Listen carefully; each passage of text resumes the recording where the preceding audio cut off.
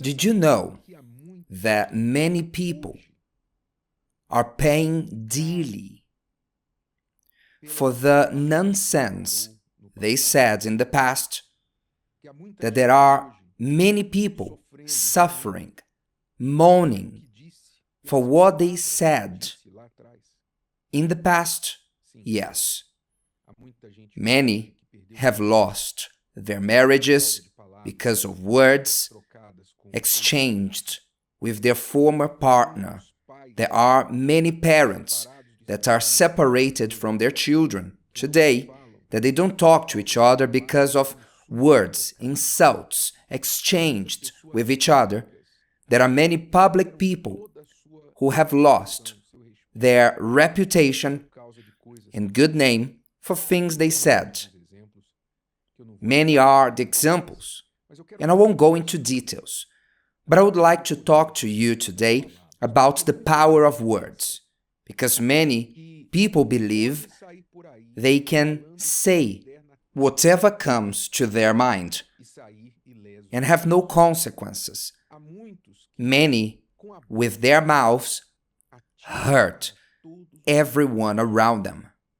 They use their mouths to talk nonsense, insults, to swear. They use their mouths to randomly criticize just for pleasure. Some they use their tongue to say lies, to spread fake news, yes, to destroy others' reputations with lies. There are some who make out of gossip a profession, and others who make money with gossip, and others they don't make any money. They just destroy others by spreading this gossip. They curse others. They mean evil to others openly. And the internet became an open channel for people to do that abundantly. In other words, they speak what their hearts are full with, and they don't think that they are sowing. Yes, words are also seeds, and more than seeds. Look what the Lord Jesus said about words. You can read there in the Gospel of Matthew chapter 12 from verse 36. He said, "But I say to you, that for every idle word men may speak, they will give account of it in the day of judgment." How interesting is this expression he used. He said, we will give account of every idle word we speak in the day of judgment. Therefore, we understand that words can be idle, serve no purpose, or serve a purpose, can be useful.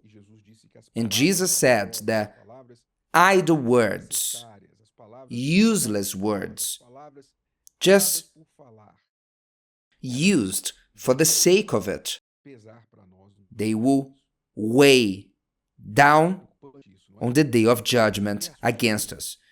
It's even scary because it's being said that every word of ours is being recorded in the heavenly records.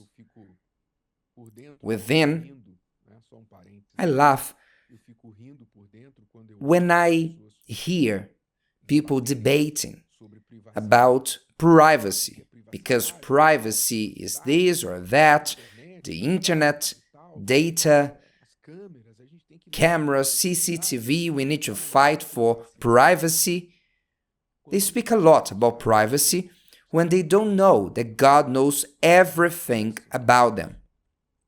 They have no clue that God knows everything, even the things that are within them that they have never spoken.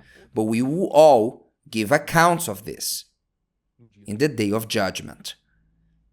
So he continues, "For by your words you will be justified, and by your words you will be condemned." So our words can be a defense witness or accuse us. So we all have to be careful not to create evidence against ourselves, witnesses to accuse us through our words, because we will have to give account of them. And either they will defend us or accuse us. So you must think that the words are helping or drowning you, lifting you up or bringing you down, strengthening you or weakening you. Your words, and only you have control over them. There's no point of you blaming others because you say what you want to say.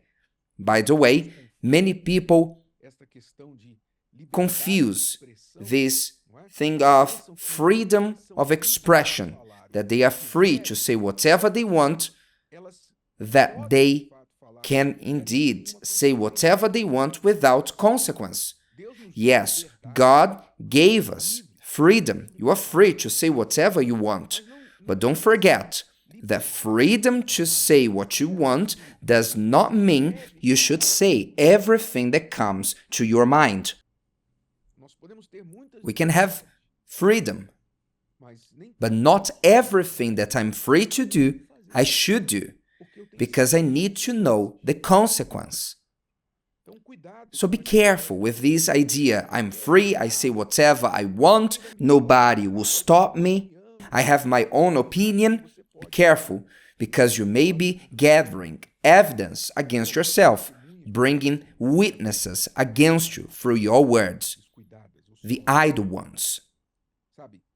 Jesus also teaches us in another passage when he says that words are spirit. Either your words have a spirit of life or of death.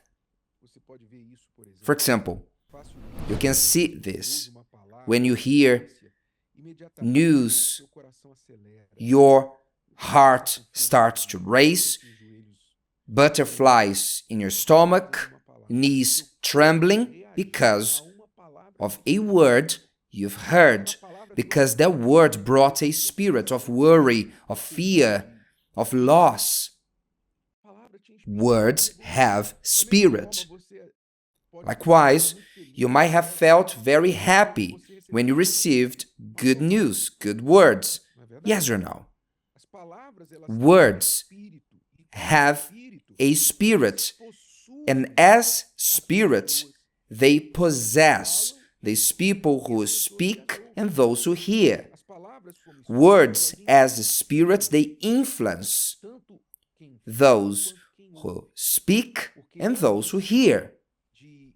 Because before someone listens to what I have to say, I listen to them twice, because I thought about them before saying them, and when I said them, and the ears closer to my mouth are my ones.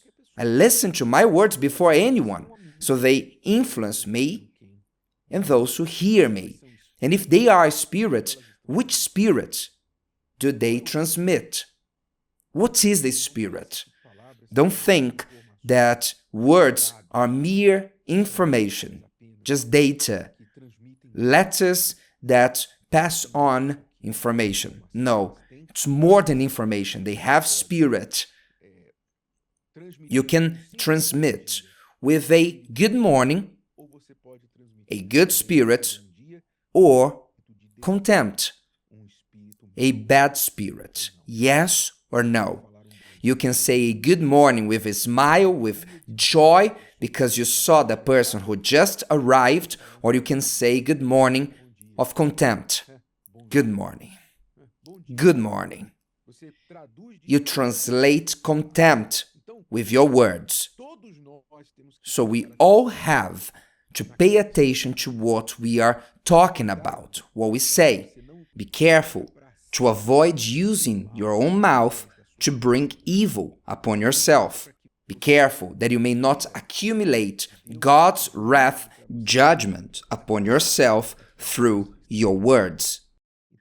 So what should I do, Bishop? What should I do? I'll tell you a story. You might have heard of the story of the three Sieves. Am I right? If you have, you will remember. If not, you will learn now. A wise man was approached by a man who said, I want to tell you some news that you might be interested about. I want to tell you something about a friend of yours, said the man. And the wise man said, before you tell me anything about my friend, I want to know if you passed this information through the three sieves. And the man said, 3 sieves? What does that mean? The wise man answered, let's sift what you would tell me first. Let's use these 3 sieves. If you don't know them, learn now. The first sieve is the truth sieve. The wise man said, what you would tell me about my friend, is it true? Are you sure? And the man hesitated and said, I can't say that that is true. I heard something that somebody told me. Okay, the wise man said. The second sieve is the goodness sieve. Are you sure this information went through the goodness sieve? And the man, already embarrassed, said, I confess that I don't. Okay, the third sieve is the utility sieve. Is what you are going to tell me about my friend is useful to me? And the man answered, useful? Well, actually, no. It won't be useful to you, sir. And the wise man said, if what you want to tell me is not true, good, or useful to me, please keep it for yourself. If today's video helped you and you know someone that could benefit from it, share it with them, and if you haven't subscribed to the channel, you may do so now. See you later.